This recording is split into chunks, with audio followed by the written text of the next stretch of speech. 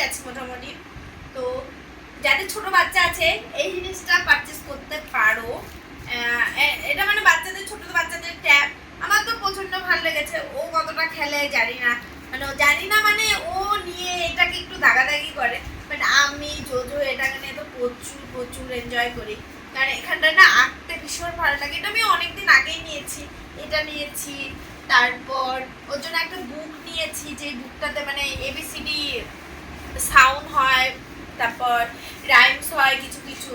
এখন মানে এখন অনেক কিছু এসে গেছে বাচ্চাদের জন্য, অনেক কিছু। মানে আগে এগুলো আমার মেয়ের টাইমে এগুলো কিছু ছিল না। আর মেয়ে আমার বারবার বলে, ও খেলতে থাকে এই জিনিসগুলো নিয়ে, আর আমি ওকে বলতে থাকি যে তুই ভাইয়ের জিনিসগুলো নিয়ে কেন খেলছিস। ও বলে ভাইয়ের খেলনাগুলো এত সুন্দর, ভাইয়ের খেলনাগুলো এত সুন্দর, আমাকে কেন দাওনি। বাট ওর টাইমে তো এই জিনিসগুলো ছিল না, তো ওকে দেওয়ার মতো কোনো প্রশ্নই আসে না।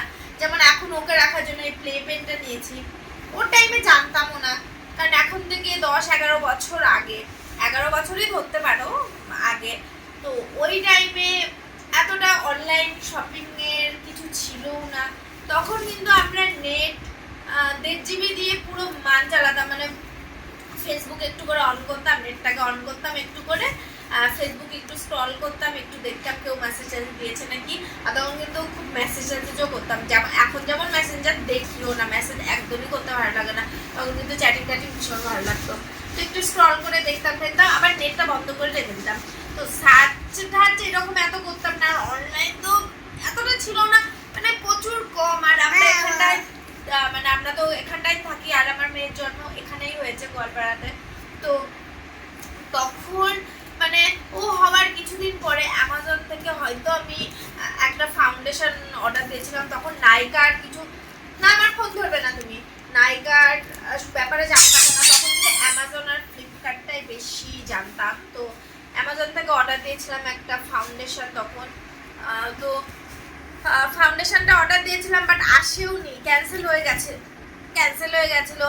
এখন হয়তো এখানে কিসের জন্য ক্যান্সেল হয়েছিল জানি না, বাট এখানটা বেশিরভাগ ডেলিভারির অপশন ওরকম ছিলও না। কারণ 10 বছর না বাবা, আমার একটা নতুন ফোন, এটা আমার নতুন ফোন। তো এতটা বেশি ছিল না সবকিছু অপশন। এখন তো অনেক অনেক অনেক অপশন, যত দিন যাচ্ছে তত বেশি অনলাইনে। মানে আমরা পুরো সবাই কিন্তু আসক্ত হয়ে যাচ্ছি এর মধ্যে।